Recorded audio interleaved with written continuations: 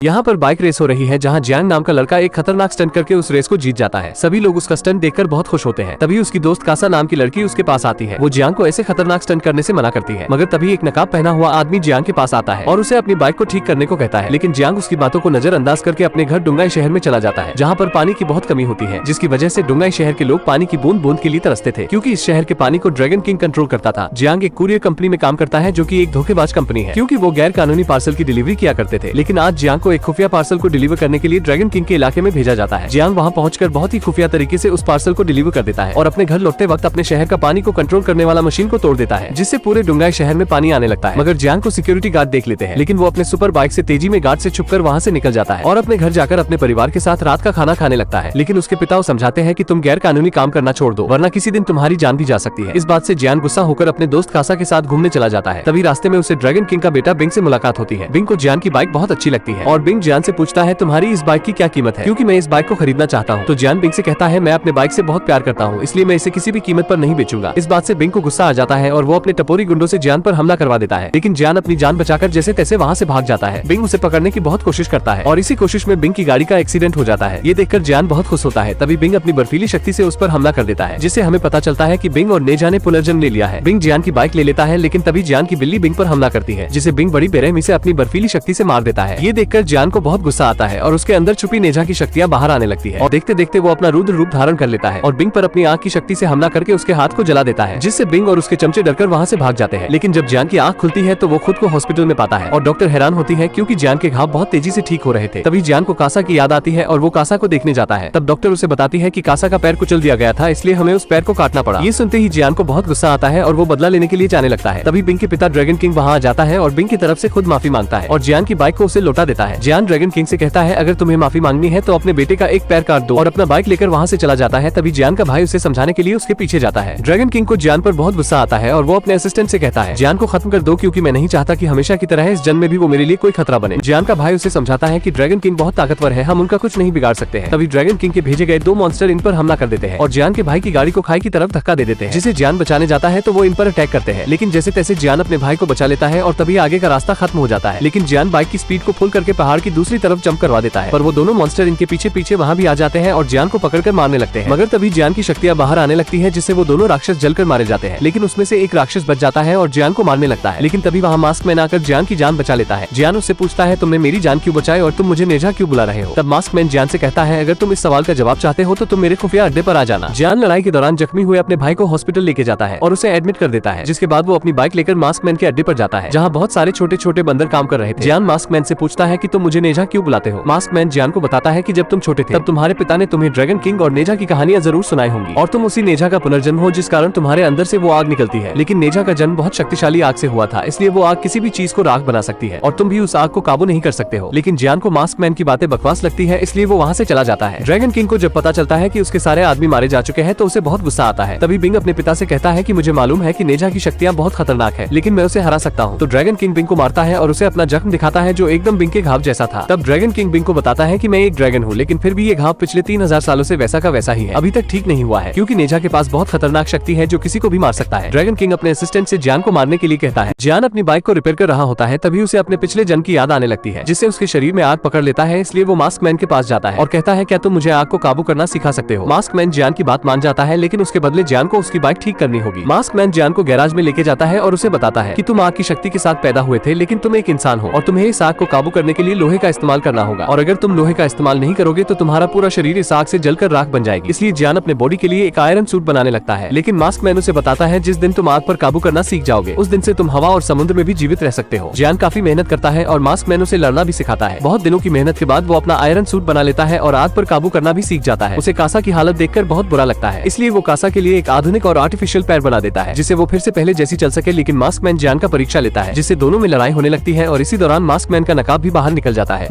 Jiang का परीक्षा लेता है, जिससे दोनों में लड़ाई होने लगता है और इसी दौरान मास्क मैन का नकाब बाहर निकल जाता है और जियांग को पता चल जाता है कि मास्क मैन एक 3 कान वाला बंदर है। पर मास्क मैन जियांग को गुस्सा दिलाने लगता है, जिस कारण जियांग के अंदर से नेजा का विशाल रूप बाहर आ जाता है। लेकिन थोड़े समय बाद ही वो गायब हो जाता है। जियांग उसे बुलाने की बहुत कोशिश करता है, लेकिन नहीं बुला पाता है। अगले दिन डॉक्टर सुजू जियांग से मिलने आती है, पर तभी ड्रैगन किंग के आदमी डॉक्टर पर हमला कर देते हैं। जियांग उसे जैसे तैसे बचा लेता है, लेकिन ड्रैगन किंग का असिस्टेंट अपना असली रूप में आकर जियांग पर हमला करता है, जिससे जियांग दूर जाकर गिरता है। लेकिन जियांग अपनी आग की शक्ति से उस पर हमला करता है और उसे मार देता है। जियांग अपने भाई से मिलने के लिए हॉस्पिटल जाता है। जाता है। तभी ड्रैगन किंग के आदमी फिर से हॉस्पिटल में बम से हमला कर देते हैं। तभी जियान बाहर जाकर उनका ट्रक डिस्ट्रॉय कर देता है, पर एक मॉन्स्टर बहुत स्पीड में जियान को मारने की कोशिश करती है, लेकिन जियान उसे पहाड़ से नीचे फेंक देता है और वापस जाकर देखता है तो पूरा हॉस्पिटल तबाह हो गया होता है और उसके पिता घायल हो चुके थे क्योंकि उनके सीने में एक रॉड घुस गया होता है। जियान ये देखकर बहुत घबरा जाता है। उसके पिता उसे बताते हैं कि मुझे पता था कि तुम्हारे अंदर कुछ अद्भुत शक्तियां हैं, और इतना कहते ही वो जियान के हाथों में अपना दम तोड़ देते हैं, जिससे जियान को बहुत गुस्सा आता है और वो अपने पिता का बदला लेने के लिए ड्रैगन किंग के पास जाता है। वहीं पर ड्रैगन किंग मास्क मैन को मिलने के लिए बुलाया होता है, जहाँ पर वो एक मैजिकल क्रिएचर से अपना ड्रैगन पल तैयार कर रहा होता है, क्योंकि ड्रैगन किंग उस मैजिकल क्रिएचर के बच्चे को पकड़ रखा था। वो मास्क मैन से कहता है तुमने ही जियान को ट्रेन किया है, और रोजी से उस पर अटैक करवा देता है, जिससे वो मास्क मैन को रिबन में कैद कर देता है। तभी जियान ड्रैगन किंग के सभी आदमियों को मारकर वहाँ पहुँच जाता है, लेकिन ड्रैगन किंग उसे भी रिबन से पकड़ लेता है। तभी जियान अपनी आग की शक्ति का इस्तेमाल करता है, जिससे वो रिबन भी उसे कैद नहीं कर पाता है। ये देखते ही ड्रैगन किंग अपने सभी आदमियों से वहाँ से चलने के लिए कहता है, क्योंकि उसका ड्रैगन पल अभी तक तैयार नहीं हुआ था। लेकिन बिंग ड्रैगन किंग से कहता है मैं जियान को मार दूंगा, जिसके लिए ड्रैगन किंग भी मान जाता है और बिंग से कहता है मुझे नाराज मत करना। फिर जियान और बिंग में भयंकर लड़ाई होने लगती है, लेकिन जियान बिंग पर भारी पड़ रहा था, इसलिए बिंग अपने ड्रैगन के रूप में आ जाता है। ये देखकर नेजा को बहुत गुस्सा आता है और वो भी जियान के शरीर से बाहर आ जाता है, जिसके बाद वो बिंग को बहुत मारता है और उसके पीठ पर हमला करके उसकी रीढ़ की हड्डी तोड़ देता है, जिससे बिंग वहीं पर अपना दम तोड़कर मर जाता है। ये देखकर रोजी गुस्से में जियान पर हमला करती है, लेकिन मास्क मैन उसे पकड़ लेता है। तब रोजी नेजा से कहती है तुम एक बहुत बुरे और मतलबी जीव हो, क्योंकि तुम हमेशा अपनों और अपने दोस्तों को मुसीबत में छोड़कर चले जाते हो। जिसके बाद वो उसे पिछले जन्म की बातें याद दिलाती है, जब नेजा की वजह से बहुत सारे लोगों की जान चली गई थी। ये सुनकर जियान को बहुत बुरा लगता है और वो रोजी को वहाँ से जाने देता है। जियान मास्क मैन से पूछता है अगर मैं इतना ही बुरा इंसान हूँ तो तुम मेरी मदद क्यों कर रहे हो। फिर मास्क मैन जियान को अपनी असलियत बताता है कि मैं मंकी किंग हूँ। जिसके बाद मंकी किंग जियान को उसी सुरंग के पास ले जाता है जहाँ से ड्रैगन किंग भागा था, और उसे बताता है कि ये सुरंग समुद्र की तरफ जाता है जहाँ ड्रैगन किंग का महल है और उसने वहाँ सभी ड्रैगन को कैद करके रखा है। और मंकी किंग जियान को ये भी बताता है कि लाल रिबन तुम्हारा हथियार हुआ करता था और वो हथियार ड्रैगन किंग के महल में ही है, लेकिन तुम ड्रैगन किंग का कुछ नहीं बिगाड़ सकते हो, क्योंकि तुम्हारे अंदर का छुपा हुआ नेजा तभी बाहर आता है जब तुम खुद के बारे में सोचते हो और जब मतलबी बनते हो। लेकिन जब तुम किसी की मदद करना चाहते हो तब वो तुम्हारा साथ नहीं देता है। इसका मतलब ये हुआ कि तुम नेजा के जैसे बिल्कुल नहीं हो। इतना कहकर मंकी किंग वहाँ से चला जाता है। ये सुनकर जियान बहुत परेशान हो जाता है और घर वापस लौटकर वो और उसका भाई अपने पिता का अंतिम संस्कार करते हैं। जिसके बाद वो उसी सुरंग के पास वापस जाता है जहाँ वो नेजा को भी बुलाता है और उससे कहता है मैं अपने शहर को बचाने के लिए जा रहा हूँ, लेकिन मैं जानता हूँ कि तुम मतलबी हो और तुम मेरी मदद नहीं करोगे, इसलिए तुम यहाँ से चले जाओ और मुझे अकेला छोड़ दो। इतना कहते ही नेजा वहाँ से गायब हो जाता है। फिर जियान उस सुरंग के अंदर कूद जाता है जहाँ वो अपनी शक्तियों की मदद से पानी में सांस ले पा रहा था, लेकिन तभी एक शार्क जियान पर हमला कर देती है, मगर जियान उस पर जवाबी हमला करके उसे अपने काबू में कर लेता है। पर ड्रैगन किंग के समुद्री सैनिक उस पर हमला करने लग जाते हैं, लेकिन जियान एक एक करके सभी को मार देता है। फिर वो ड्रैगन किंग के महल में पहुंच जाता है और उस क्रिएचर को आजाद करने लगता है, जिसके बच्चे को ड्रैगन किंग ने पकड़ के रखा हुआ था। मगर तभी वहाँ ड्रैगन किंग आ जाता है और जियान पर हमला करने लगता है, और ड्रैगन किंग के पास वेनम जैसी पावर भी होती है जिससे वो जियान को पकड़ लेता है। लेकिन तभी जियान को बहुत तेज गुस्सा आने लगता है और वो अपनी आग की शक्ति का इस्तेमाल करता है, जिससे वो ड्रैगन किंग की पकड़ से आजाद हो जाता है और रोजी को भी मार देता है। फिर वो ड्रैगन किंग पर हमला करके उसे अपनी आग की शक्ति से जलाने लगता है, पर ड्रैगन किंग अपनी पावर का इस्तेमाल करके वहाँ से गायब हो जाता है और ड्रैगन पल को निगल जाता है, जिससे उसकी शक्तियाँ और भी ज्यादा बढ़ जाती है। फिर वो जियान से कहता है मैं यहाँ कैद सभी ड्रैगन्स को आजाद कर दूंगा, जिससे वो तुम्हारे डुंगाई शहर में सुनामी लाएंगे और पूरा डुंगाई शहर डूब जाएगा। ड्रैगन किंग वहाँ कैद सभी ड्रैगन्स को आजाद करने लगता है। जियान अपनी रिबन की मदद से ड्रैगन किंग को रोकने की कोशिश करता है, मगर वो रिबन ही टूट जाता है, जिससे सारे ड्रैगन आजाद हो जाते हैं और डुंगाई शहर की तरफ बढ़ने लगते हैं। ड्रैगन्स डुंगाई शहर में आकार सुनामी लाने लग जाते हैं। वही सुजू देखती है कि जियान काफी बुरी तरह से जख्मी हो चुका है और उसका सूट भी टूट चुका है। तभी ड्रैगन किंग जियान के पास आता है और उससे कहता है कि तुम सिर्फ एक इंसान हो। इतना कहकर ड्रैगन किंग जियान को घायल कर देता है। दूसरी तरफ डुंगाई शहर सुनामी की वजह से डूबने लगता है। जियान अपने सूट के बिना ही अपनी आग की शक्ति को जागृत कर देता है, जिससे ड्रैगन किंग जलकर मारा जाता है, पर जियान का शरीर भी बहुत ज्यादा जल जाता है, क्योंकि जियान बिना सूट के ही अपनी शक्तियों का इस्तेमाल किया था। दूसरी तरफ सारे ड्रैगन्स मिलकर डुंगाई शहर के बहुत बड़ी पानी की लहर बना देते हैं, जिससे पूरा डुंगाई शहर डूबकर खत्म हो जाए। तभी जियान को नेजा दिखाई देता है और जियान नेजा से कहता है कि तुम्हें किसी भी तरह डुंगाई शहर को बचाना ही होगा। इसके लिए तुम्हें अपने दूसरे अवतार को ढूंढना होगा। लेकिन तभी नेजा की शक्तियों से वो रिबन वापस से जुड़ने लगता है और जियान को पूरी तरह से ठीक कर देता है और उसे एक नया सूट भी बना देता है, जिससे जियान को उसका अस्त्र भी मिल जाता है जो कि रेड रिबन होता है। जियान उस रिबन की मदद से सभी ड्रैगन्स को पकड़ लेता है और उन्हें मार देता है। डुंगाई शहर में वापस से बारिश होने लगती है। जियान और सुजू समुद्र से बाहर आ जाते हैं और जियान मंकी किंग को बताता है कि मेरा अस्त्र मुझे वापस मिल गया और अब मैं पूरी तरह से नेजा बन चुका हूँ। जिसके बाद वो बाइक लेकर चला जाता है और मूवी यहीं पर खत्म हो जाती है।